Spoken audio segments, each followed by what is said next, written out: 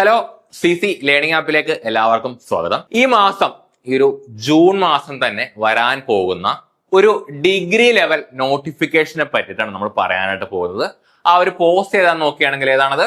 Fire and rescue ഡിപ്പാർട്ട്മെന്റിൽ, സംസ്ഥാനത്തെ അഗ്നിശമന വകുപ്പില് സ്റ്റേഷൻ ഓഫീസർ എന്ന് പറയുന്ന ആ ഒരു പോസ്റ്റിലേക്കാണ് PSC ഇനി നോട്ടിഫിക്കേഷൻ വിളിക്കാനായിട്ട് പോകുന്നത്. പറഞ്ഞ പോലെ ഡിഗ്രി ലെവൽ പോസ്റ്റ് ആണ്. എങ്ങനെയാണെന്ന് ചോദിക്കുകയാണെങ്കിൽ നമ്മുടെ അഗ്നിശമന വകുപ്പിൽ നമ്മൾ സാധാരണ എല്ലാ വർഷവും എന്ത് വിളിക്കാറുണ്ട്? ഫയർമാൻ അല്ലെങ്കിൽ ഫയർ ആൻഡ് റെസ്ക്യൂ ഓഫീസർ വിളിക്കാറുണ്ട്. അതിന്റെ മുകളിലുള്ള പോസ്റ്റാണ് നമ്മുടെ ഒരു സബ് ഇൻസ്പെക്ടറുടെ ഒക്കെ ആ ഒരു റേഞ്ചിലുള്ള, അല്ലെങ്കിൽ ഒരു എക്സൈസ് ഇൻസ്പെക്ടറുടെ ഒക്കെ ആ ഒരു റേഞ്ചിലുള്ള പോസ്റ്റാണ് എന്തെന്ന് പറയുന്നത് സ്റ്റേഷൻ ഓഫീസർ എന്ന് പറയുന്നത്.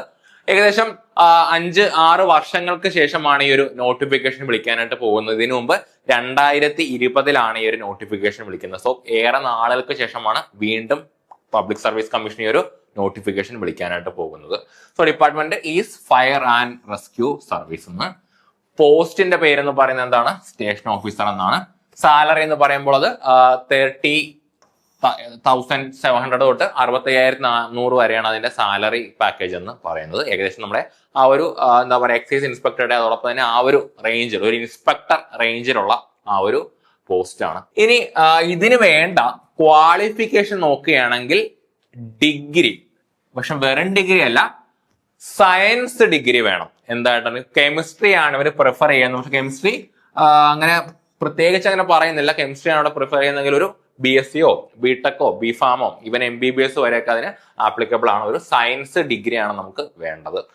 അതോടൊപ്പം തന്നെ A good record in sports and games, അതായത് അത്യാവശ്യം ഫിറ്റ് ആയിട്ടുള്ള ആളുകളെയാണ് ഇതിന് വേണ്ടത്. സോ ഒരു പ്രിഫറൻസിലായിട്ട് എന്ത് പറയുന്നുണ്ട്? സ്പോർട്സിലും അതുപോലെ അങ്ങനെയുള്ള ആക്ടിവിറ്റീസിലൊക്കെ അത്യാവശ്യം നല്ല ഫിറ്റ് ആയിട്ടുള്ള യുവാക്കളെയാണ് ഇതിന് വേണ്ടതായിട്ടുള്ളത്.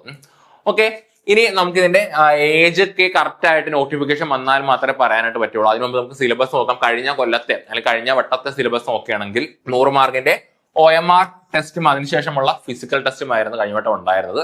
സിലബസിലെ ആ ഒരു പാഠഭാഗങ്ങൾ അല്ലെങ്കിൽ അതിന്റെ മാർക്ക് ഡിസ്ട്രിബ്യൂഷൻ നോക്കുകയാണെങ്കിൽ 10 മാർക്ക് ജനറൽ പേപ്പർ ഉണ്ട്. അവിടെ ചോദിക്കാനായിട്ട് പോകുന്നത് കേരള റിലേറ്റഡ് ആയിട്ടുള്ള ഫാക്ട്സ് ആണ്. നമ്മുടെ HSSTക്കും അതോടൊപ്പം JLT പോലെയുള്ള പരീക്ഷകളിലൊക്കെ ഒരു ജനറൽ പേപ്പർ ഉണ്ട്.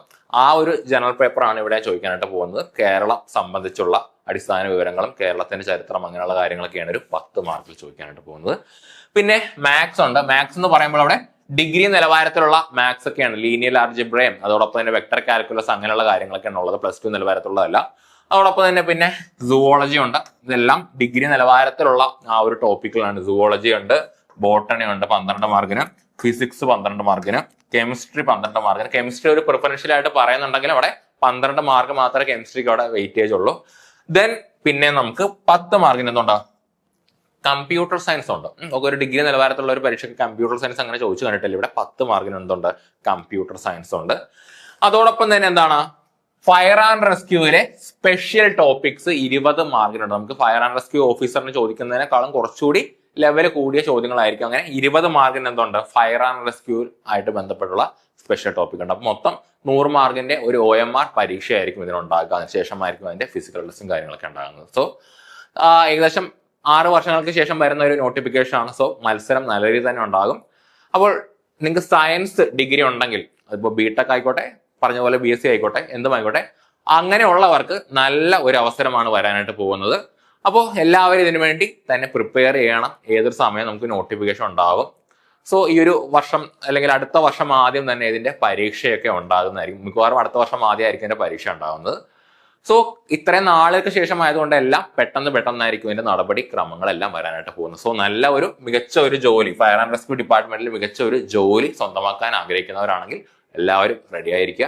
സോ നമ്മുടെ കോമ്പറ്റേറ്റീവ് ക്രാക്കറും ഇതിനുവേണ്ടി റെഡി ആയിരിക്കുകയാണ്. നമുക്ക് ഉടനെ അപ്ഡേഷൻ വരുന്നതാണ്. കഴിഞ്ഞ വർഷത്തെ കട്ട് ഓഫും വേക്കൻസി എല്ലാം ഒക്കെ പറഞ്ഞുകൊണ്ട് നമ്മൾ ഒരു വീഡിയോ കൂടി ചെയ്യുന്നതാണ്. സോ എല്ലാവരും ഇന്ന് തന്നെ കോമ്പറ്റേറ്റീവ് ക്രാക്കർ ആപ്പ് ഒന്ന് ഡൗൺലോഡ് ചെയ്യണം. നിങ്ങൾക്ക് മത്സര പരീക്ഷകൾക്ക് വേണ്ടിയിട്ടുള്ള കറണ്ട് അഫയേഴ്സും അതോടൊപ്പം തന്നെ ഫ്രീ സ്റ്റഡി മെറ്റീരിയൽസും പോളുകളും ഒക്കെ നമ്മൾ നമ്മുടെ ആപ്പിൽ പ്രൊവൈഡ് ചെയ്യുന്നതാണ്. ഒരുമാതിരിപ്പെട്ട PSC പരീക്ഷകളെല്ലാം നമ്മൾ ഫോളോ ചെയ്യുന്നതാണ്. അപ്പോൾ ഈ ഒരു ചാനൽ ആദ്യമായിട്ട് കാണുകയാണെങ്കിൽ അതൊന്ന് സബ്സ്ക്രൈബ് കൂടി ചെയ്യുക എന്ന് പറഞ്ഞുകൊണ്ട് എല്ലാവർക്കും നന്ദി, നമസ്കാരം.